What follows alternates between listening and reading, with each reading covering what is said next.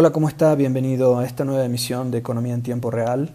Las estadísticas laborales del tercer trimestre del año muestran que se ha recuperado el empleo en relación al segundo trimestre, que fue el periodo en el que la crisis económica derivada de la pandemia del COVID-19 fue más fuerte.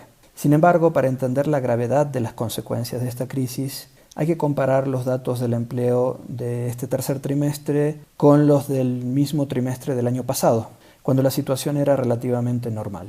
Y lo que encontramos es lo siguiente. La población económicamente activa se redujo en 3.600.000 personas, es decir, en el mercado laboral mexicano hay 3.600.000 personas menos que el año pasado. Y dentro de la población económicamente activa, el número de personas ocupadas se redujo en una cantidad aún mayor, 4.200.000, lo que significó un aumento en la tasa de desocupación de 3.7 a 5.1%. En las circunstancias actuales, sin embargo, la tasa de desocupación apenas refleja el aumento en la precarización y la exclusión laboral que se ha producido. En relación con el tercer trimestre de 2019, en el tercer trimestre de 2020 hay 4.400.000 personas más que consideran que están realizando actividades laborales por debajo de sus competencias o disponibilidad de tiempo. Hay además 2.300.000 personas más que trabajan en condiciones críticas en términos de horas trabajadas y salarios que el año pasado. Y hay 5 millones de personas más excluidas del mercado laboral, es decir, que desean o necesitan trabajar, pero por factores fuera de su control no lo pueden hacer. En total, la población en condiciones de trabajo precario o de exclusión laboral pasó de 20 millones a 31 millones de personas en este año. El consenso académico en las ciencias sociales es que el gobierno debe hacer algo para que el empleo se recupere en cantidad y calidad en tiempos de crisis. Ante esta situación, el consenso dice que el gobierno debe estimular la demanda de bienes y servicios a través de un aumento o reasignación del gasto público y o bajar los costos laborales de las empresas para estimular la contratación.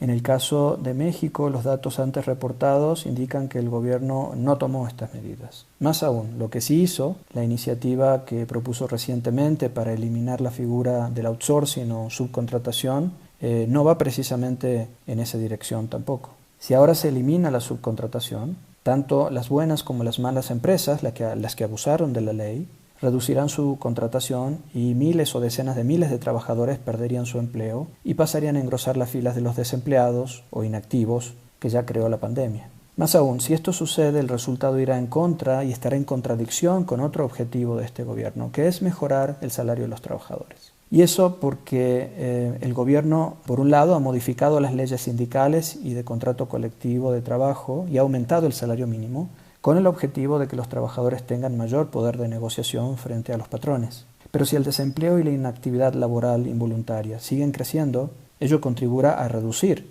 no a aumentar el poder de negociación de los trabajadores. Ya en este programa, durante los años 2017 y 2018, hemos criticado mucho la figura del outsourcing. Pero en política económica hay un concepto importante, ignorado una y otra vez por el gobierno de Andrés Manuel López Obrador. Y este concepto es el siguiente: que hay situaciones en las cuales corregir una política errónea, en lugar de llevarnos a una situación mejor, nos lleva a una peor. Corregir una política mala puede hacer más mal que bien, si el daño ya está hecho, pero trajo otros beneficios adicionales que no se pueden subestimar o subvalorar. En esos casos hay que buscar otro camino. Entonces la idea de quitar el outsourcing no es del todo mala, pero no es el momento para hacerlo. También hemos hablado mucho en este programa de que lo que le falta a la política laboral en México no es actuar por separado sobre los sectores del empleo formal y del informal. La ley del outsourcing, por ejemplo, tanto durante su aprobación en 2012 como ahora durante su eliminación, pues solo aplica al sector formal. Lo que hace falta es buscar unificar ambos sectores laborales y sostener esa unión a través de un balance responsable y realista entre flexibilidad laboral y protección social de las personas. En ese sentido, tanto el gobierno de López Obrador como los anteriores parecen no haber comprendido este problema, o no querer comprenderlo, para así buscar una solución definitiva. Eso es todo por hoy. Soy Marcelo de la Jara. Muchas gracias por su atención.